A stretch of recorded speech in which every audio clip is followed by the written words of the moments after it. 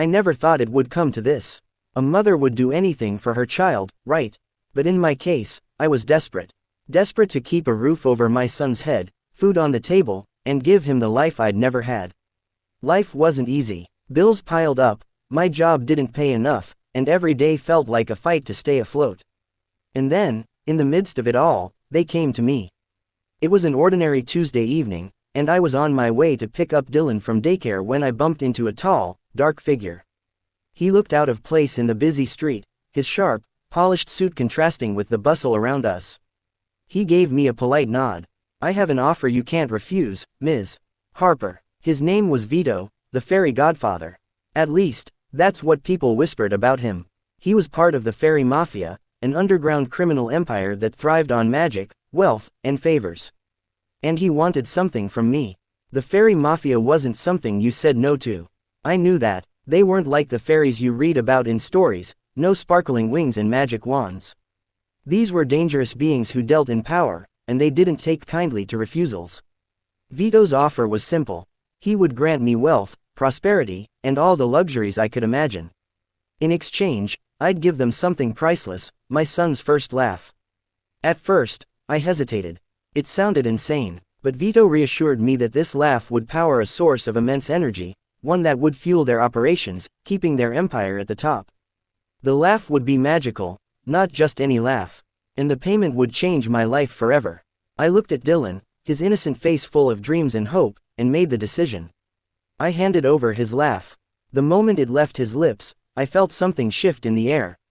A surge of power, a weight lifted off my shoulders. And true to Vito's word, my life changed. The bills were paid, I had the house I always wanted, the car I dreamed of, and I never had to worry about money again. But little did I know, that laugh would come at a much greater cost. Everything seemed perfect at first. I had everything I wanted, wealth, comfort, security. But there was something unsettling about it all. Every time I looked at Dylan, I couldn't shake the feeling that he was missing something.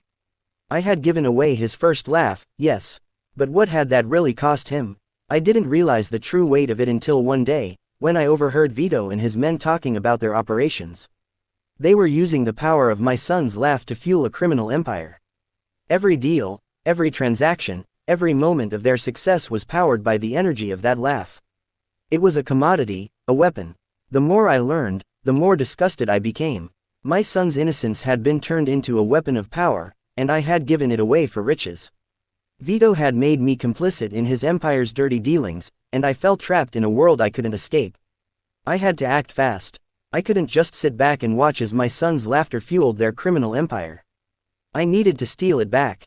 I made a plan. I started to observe the fairy mafia's inner workings, tracking down their magic sources, and researching ways to reclaim my son's laugh.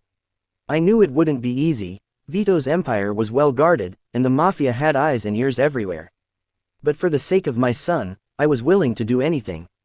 I enlisted the help of a rogue fairy named Sabrina, who had once been part of the mafia but had grown disillusioned with their methods. Together, we plotted how to infiltrate their secret lair, steal back the laugh, and destroy the magical device that powered their operations. The night of the heist arrived. Sabrina and I snuck into the heart of the fairy mafia's empire, a towering mansion. Hidden away in a dark, forgotten corner of the fairy realm. Vito's men were everywhere, but we managed to slip through the shadows unnoticed. We found the room where the laugh was stored, an enormous crystal that pulsed with energy. It was as if the laugh had taken on a life of its own, trapped inside the crystal, glowing brighter the more it was used. Sabrina prepared the spell to break the crystal, but just as we were about to act, Vito appeared. "You thought you could steal it back." His voice was calm, cold. "You really think you can take what's mine?" In that moment, I realized that this wasn't just about a laugh anymore. It was about control. Vito wasn't going to let me walk away from this. Not without consequences. A magical battle ensued, Sabrina and I against Vito and his army of enforcers. Spells flew, shadows swirled, and the entire mansion seemed to tremble with the weight of our struggle. But in the end, it was my bond with Dylan that gave me the strength to push forward. I reached out, calling to him. His laughter, still somewhere deep within me, began to echo through the room. And in that moment, the crystal shattered, releasing the laugh, freeing it from its dark purpose. Vito screamed in fury as his empire crumbled before him, The magic that powered him, his wealth, and his control over the fairy world evaporated. But I didn't care about that anymore. I only cared about Dylan. The mafia was destroyed, and with it, the hold they had over my son's life. I vowed never to let anyone use him again, no matter the cost. As we walked away from the ruins of the mafia's empire, Dylan's laughter echoed in the air, pure and free, and I knew that no matter what came next, we would face it together. The end.